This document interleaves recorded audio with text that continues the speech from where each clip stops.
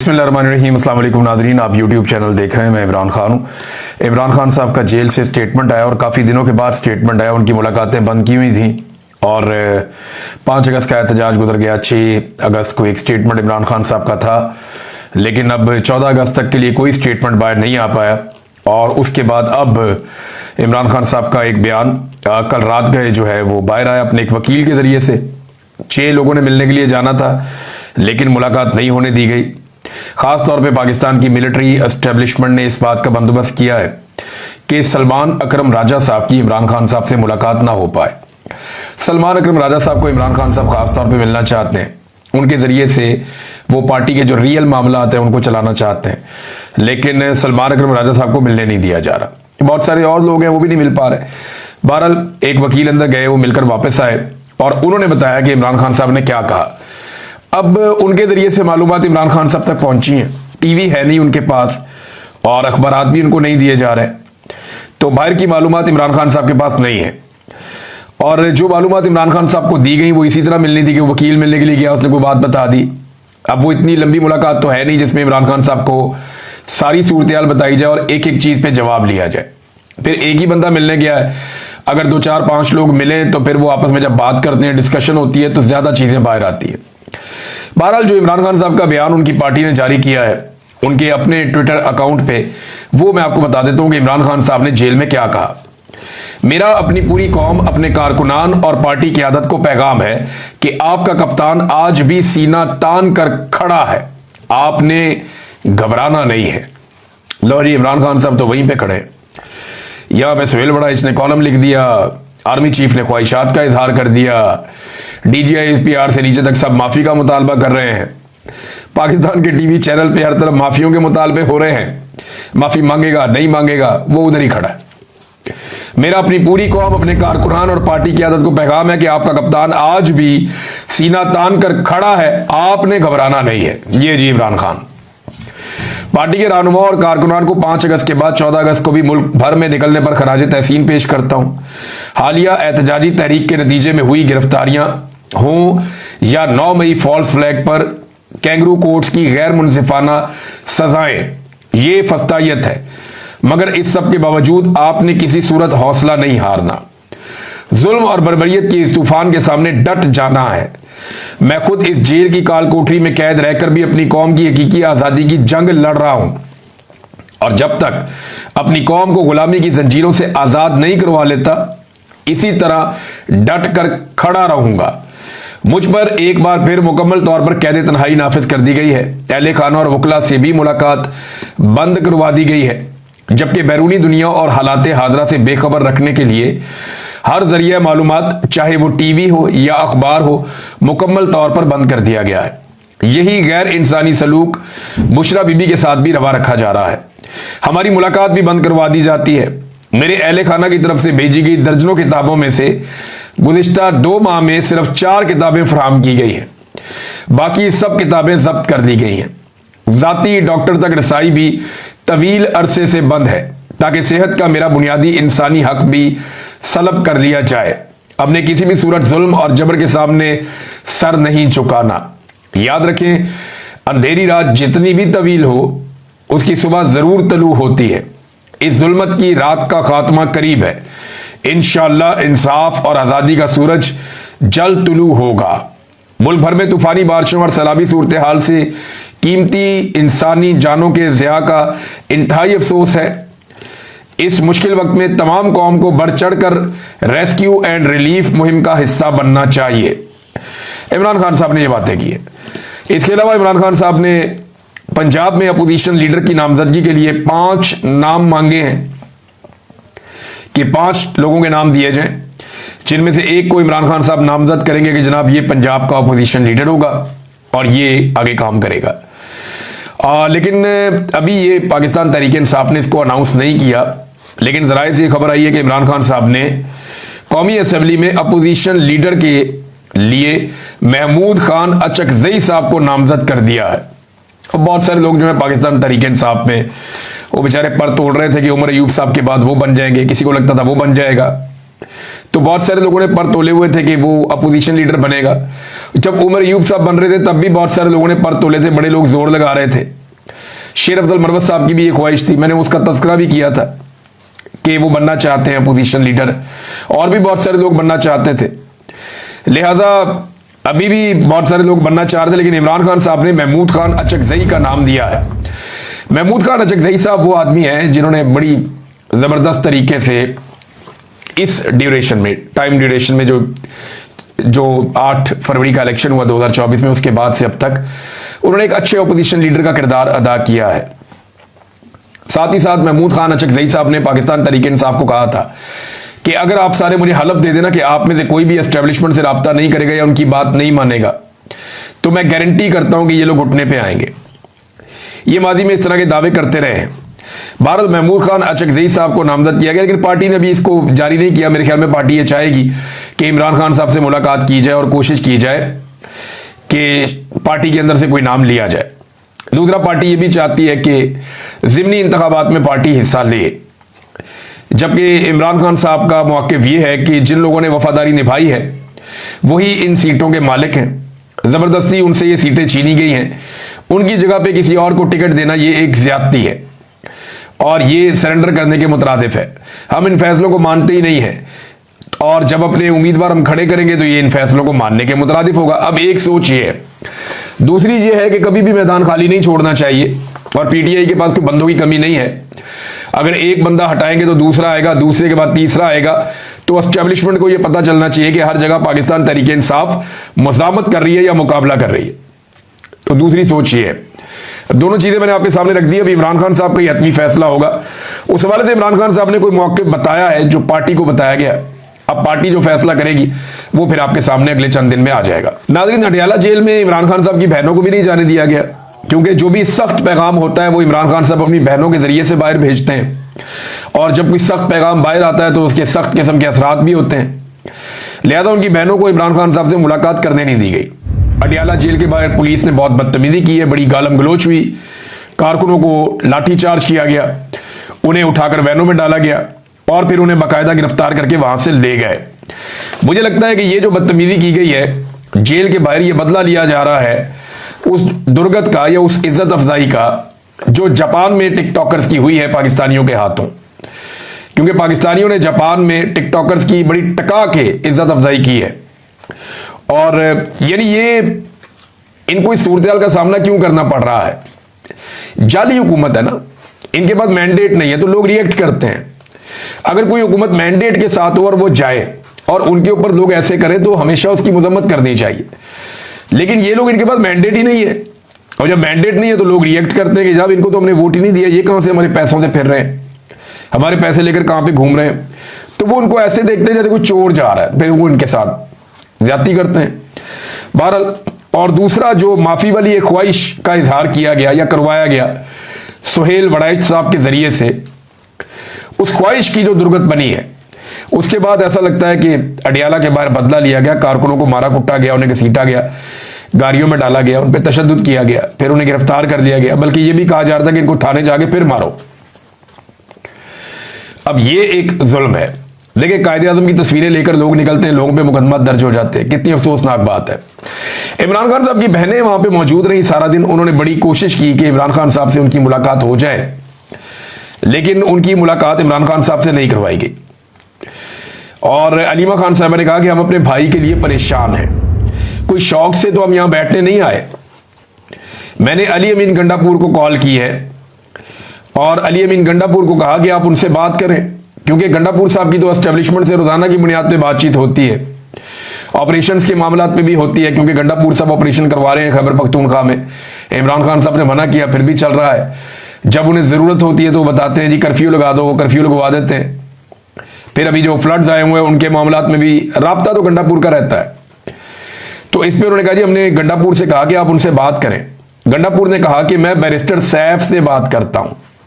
अंदाजा करें, ये ऐसी है जैसे शहबाज शरीफ को आप कोई काम कहें तो वो कहे मैं मोहसिन नकवी से बात करता हूं। क्योंकि जिस तरह शहबाज शरीफ के ऊपर मोहसिन नकवी को एक निगरान के तौर पे बिठाया गया है, वैसे ही गंडापुर के ऊपर बैरिस्टर सैफ को भी एक निगरान के तौर पे बिठाया गया। तो गंडापुर ने कहा कि मैं बैरिस्टर सैफ से बात करता हूं। फिर इस यकीन दहानी पर हमें एसएचओ ने आकर कहा कि आपकी कल मुलाकात करवा दी जाएगी। अब ये अलीमा खान साहब ने कहा, उन्होंने कहा कल हम फिर आएंगे क्योंकि हमें इंतजामिया ने कहा है कि कल मुलाकात करवाएंगे।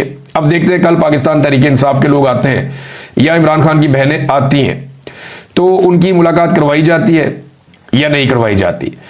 राणा सनाउल्लाह साहब ने एक स्टेटमेंट दिया। राणा सनाउल्लाह साहब का स्टेटमेंट बड़ा सादा सादा है और बड़ा तफसीली स्टेटमेंट भी है, बहुत डिटेल के साथ भी आया हुआ है। वो ये कहते हैं कि नफरत की सियासत, इंतकाम की सियासत नहीं होनी चाहिए, मुल्क जो है वहां पे सियासी इस्तेहकाम होना चाहिए। इसका मतलब यह है कि उन्हें इस बात की समझ आ गई है कि सियासी अदम इस्तेहकाम खत्म नहीं होगा जब तक कि इमरान खान साहब को रिहा नहीं किया जाएगा, और जब तक इमरान खान साहब नहीं चाहेंगे तब तक ये अदम इस्तेहकाम रहेगा। वजह यह है कि मैंडेट इमरान खान के पास है और अवाम इमरान खान को फॉलो कर रही है, उनके पीछे चल रही है। राणा सनाउल्लाह ने कहा कि मुस्लिम लीग नून इंतकाम की सियासत पर यकीन नहीं रखती। आप इमरान खान साहब की सूरत हाल देख लें, ये जो कुछ भी हो रहा है नून लीग की हुकूमत इसमें जिम्मेदार है। तो ये इंतकाम नहीं है तो और क्या है? खवातीन पर जो तशद्दुद किया जा रहा है, जो चादर और चार दीवारी का बार बार तकद्दुस पामाल किया जा रहा है, सबसे ज्यादा पंजाब में होता है ना, या इस्लामाबाद में होता है जहां नून लीग की हुकूमतें हैं। यास्मीन राशिद से किस बात का बदला लिया जा रहा है? एस्टेब्लिशमेंट ने तो आज से कुछ अर्सा पहले हाथ खड़े कर दिए थे। उन्होंने कहा था कि यास्मीन राशिद को और ज्यादा हम दीवार के साथ नहीं लगा सकते, इतनी ज्यादती हमने कर दी है, इससे ज्यादा हम क्या ज्यादती करें खातून के साथ। तो एस्टेब्लिशमेंट से आज से चंद महीने पहले, ये मैं अप्रैल की बात आपको बता रहा हूं कि एस्टेब्लिशमेंट ने हाथ खड़े कर दिए थे, लेकिन नवाज शरीफ साहब ने कहा कि ये खातून अगर बाहर आ गई तो मेरी जलालत हो जाएगी। तो ये इंतकाम अगर नून लीग नहीं ले रही तो और कौन ले रहा है? सहाफियों पर पाबंदियां लग गई हैं, पीका जैसा खौफनाक कानून आप लेकर आ गए हैं, जुल्म और बर्बरियत चल रही है। शहीद अरशद शरीफ वाले मामले में मरियम नवाज ने उनकी लाश का मजाक उड़ाया था, और बदला क्या होता है? राणा सनाउल्लाह साहब, बदतरीन बदला नून लीग ले रही है और नून लीग बदला लेने में यकीन रखती है। अगर यकीन नहीं आता तो नवाज शरीफ का फेवरेट एसएचओ कौन है? जरा ये देखें आप, ये नवाज शरीफ का फेवरेट एसएचओ जिसकी तस्वीर नवाज शरीफ के साथ है। अब सिर्फ आप इस आदमी के कारनामे चेक कर लें, इस एसएचओ के, तो आपको आइडिया हो जाएगा कि नून लीग और नवाज शरीफ की सोच क्या है, कि उनका फेवरेट एसएचओ क्या कर रहा है। वहां से आपको आइडिया हो जाना चाहिए। एहतशाम अली अब्बासी साहब लिखते हैं अपने ट्वीट में कि इस्लामाबाद पुलिस का अगवा बराए तवान में मुलव्वस नून लीगी सब इंस्पेक्टर अशफाक वड़ाइच थाना गोलड़ा से एसएचओ शहजाद टाउन तैनात कर दिया गया। याद रहे, अशफाक वड़ाइच को इस्लामाबाद हाई कोर्ट के हुक्म के मुताबिक नौकरी से बर्खास्त करने के अहकाम जारी किए गए थे।